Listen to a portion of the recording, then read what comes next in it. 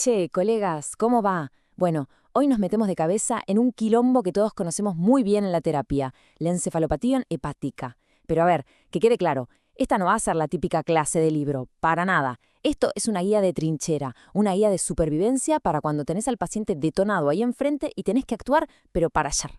Así que, vamos al grano. Antes de arrancar con la fisiopatología y todos los algoritmos, frenemos un segundo. Lean esto, lean esta cita. Este es el terror puro que siente un paciente. Se despierta y no tiene la más puta idea de qué pasó. Le cuentan que se puso agresivo, que decía cualquier cosa. Sentía que me estaba volviendo loco. Esto, gente, es el porqué de lo que hacemos. No es solamente un paciente confuso en la cama 4, es una persona aterrada que está perdiendo el control de su propia mente. Exactamente. Vamos al grano. Si uno cree que la encefalopatía hepática es simplemente pedir un amonio y enchufarle lactulosa, está meando fuera del tarro, pero lejos. Esto es un despelote cerebral de la gran 7, una falla multiorgánica que te explota en la cara a través de la cabeza del paciente. Y si no sabemos encararlo bien, el que termina metido en un quilombo importante sos vos. Así que, a meterle cabeza. Bueno, arranquemos por el escenario que nos da pesadillas a todos, ¿no? Ese paciente que llega y ¡puf!, se te apaga en la cara.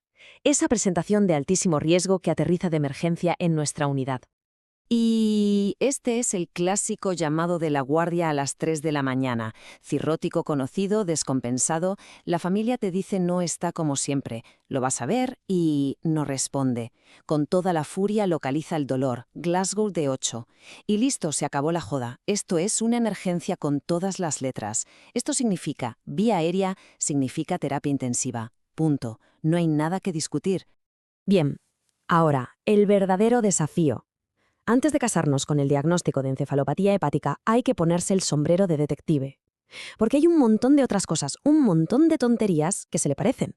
Y si te comes una de esas, el que paga los platos rotos es el paciente. Así que necesitamos un método, un sistema para no meter la pata. El enfoque es bastante simple. Son 4 pasos que son clave. Primero, ¿qué enfermedad de base tiene el tipo?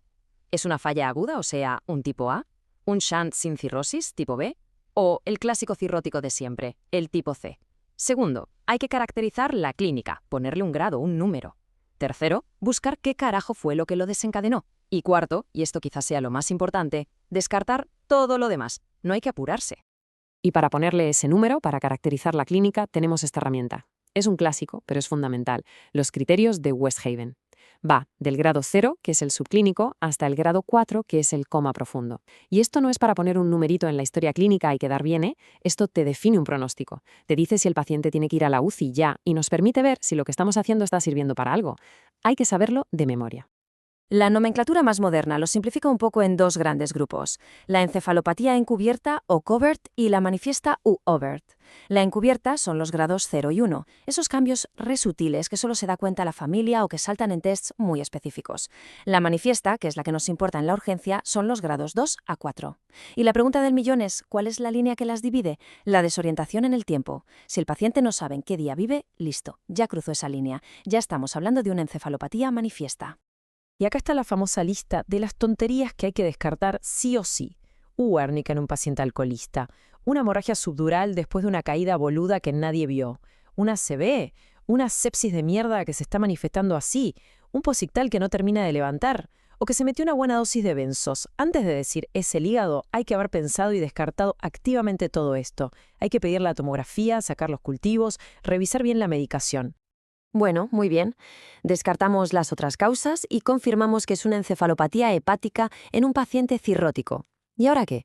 Vamos a hablar del manejo del paciente estándar, el que vemos todos los santos días. Miren bien este número. 64%. Esa es la mortalidad al año después de que un paciente tiene su primer episodio de encefalopatía manifiesta. Esto no es joda. Un episodio de estos es un antes y un después en la enfermedad. Es una señal de que ese hígado está en las últimas. Por eso es tan jodido y por eso tenemos que manejarlo impecable. Entonces, ¿por dónde carajo empezamos? Buscando el quilombo. La encefalopatía casi nunca aparece de la nada. Algo la gatilló. Y la mitad de las veces es una infección. Así que hay que buscarla como si no hubiera un mañana. ¿No es una infección? Bueno, a pensar en sangrado digestivo, constipación, que el paciente esté seco porque se pasaron con los diuréticos, o un despelote de electrolitos, sobre todo el sodio bajo. Créanme, tratar el precipitante es más importante que cualquier otra cosa. Bien, nuestro plan de ataque tiene 3 frentes que van al mismo tiempo. El más grande, como ya dijimos, es corregir la causa del quilombo. El segundo, que muchas veces nos lo olvidamos, es el soporte nutricional. Y el tercero es la terapia farmacológica específica. Los 3 son fundamentales, no se puede enfocar en uno solo y olvidarse del resto. A ver, vamos al arsenal. Primero, la comida. Y por favor, olvídense de restringir las proteínas. Eso es de la prehistoria. Estos pacientes necesitan morfi, necesitan de 1,2 a 1,5 gramos por kilo. Si no, el cuerpo se empieza a canibalizar a sí mismo. Segundo, la lactulosa.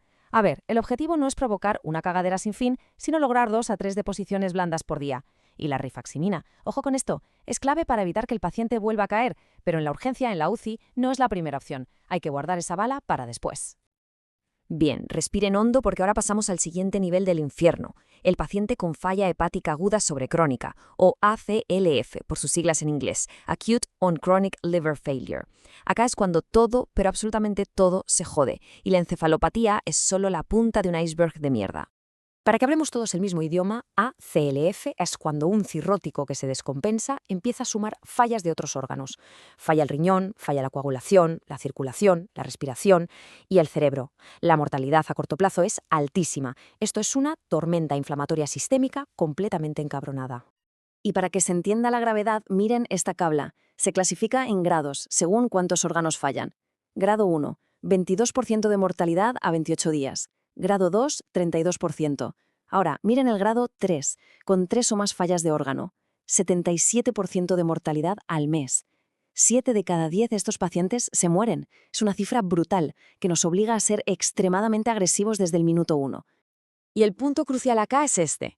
En el ACLC, la encefalopatía no es solo que el amonio está alto. Es falla cerebral. Es un órgano más que claudica dentro de un síndrome sistémico jodidísimo. La inflamación está por las nubes y el cerebro es una víctima más de todo ese desastre. No es un evento aislado, es parte del colapso general del sistema. Entonces, ¿cómo lo manejamos en la terapia? Primero, si es grado 3 o 4, se intuba. Sin dudarlo un segundo. Hay que proteger esa vía aérea.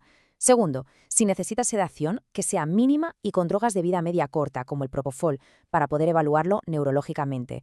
Tercero, umbral bajísimo para pedir una tomografía de cerebro. Estos pacientes tienen más riesgo de sangrado o de ACV. La lactulosa sigue siendo la base del tratamiento, pero acá la clave es pensar rápido. Este paciente es candidato a un trasplante de urgencia porque esa a veces es su única salida.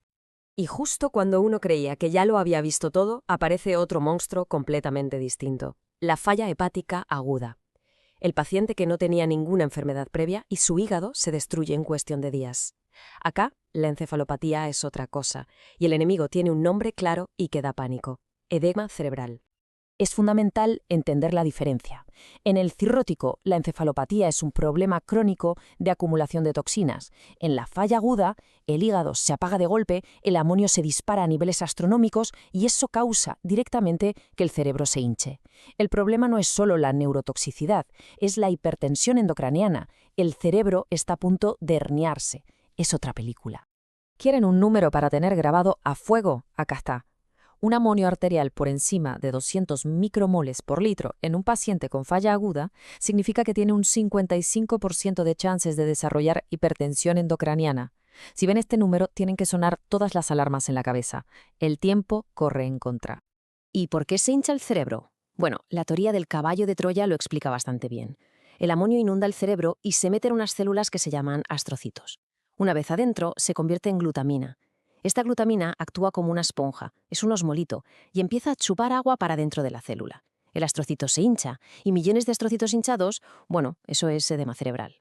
El manejo tiene que ser un paquete neuroprotector de emergencia. Primero, la cabecera a 30 grados. El sodio, bien alto, 145 a 150, para secar un poco el cerebro. Hay que tener a mano el hipertónico o el manitol para meterle una buena dosis si la presión sube. Empezar diálisis continua ya mismo, no por el riñón, sino para barrer el amonio. Y seamos claros, la única salida real y definitiva es un trasplante de urgencia. Bueno, fue un montón de información, lo sé. Así que vamos a resumir todo esto en unas pocas ideas bien claras. Lo que hay que llevarse en el bolsillo para la próxima guardia. Lo que de verdad importa cuando las papas queman. Acaban los mandamientos. 1. Grado 3 o 4 va al tubo. Punto. Fin de la discusión. 2. Antes que nada, descarta las tonterías que lo imitan. 3. Encontrar el precipitante y reventalo a palos. 4. En el cirrótico, el manejo es multifactorial, morfi, causa y fármacos. 5. En falla aguda, el cerebro se está hinchando, hay que ser agresivo. Y 6. En el ACLF, uno está tratando una falla multiorgánica encabronada. El cerebro es solo una pieza más del dominó que se está cayendo. Y los dejo con una última pregunta, para que la piensen en el medio del caos de la terapia. Con todo el bardo, las corridas, las urgencias, ¿no estaremos pasando por alto esos pequeños signos de la encefalopatía subclínica? Esos pacientes que uno dice está un poco más lento hoy. ¿No estaremos perdiendo la oportunidad de meter una buena intervención justo ahí antes de que el paciente se descompense del todo? ¿Antes de que todo se vaya definitivamente al carajo? Piénsenlo. Nos vemos en la próxima.